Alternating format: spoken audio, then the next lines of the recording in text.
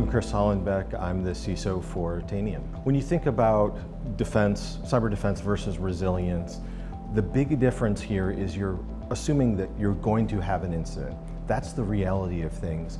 And getting back to normal faster is all a part of that process.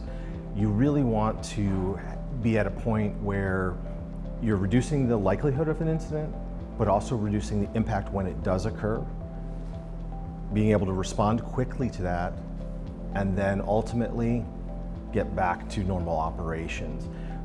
The typical defense model is really about spotting an intrusion, whacking it with that hammer, and then figuring out the rest later.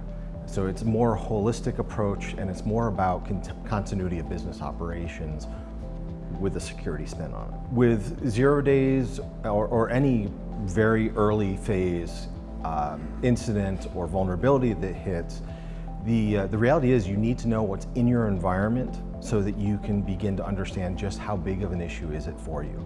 These things happen daily.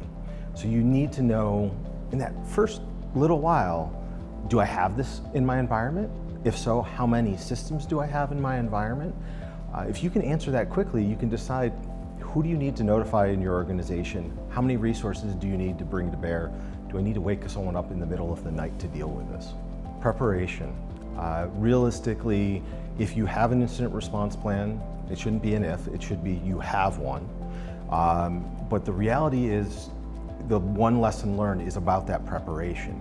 If you haven't done repetitive tabletop exercises to plan through, evaluate where your gaps are in your processes, have your lawyers on speed dial, all of those pieces that should be a part of a good incident response plan, and you shouldn't need to go and pull it off the shelf and read it at the moment of the intrusion.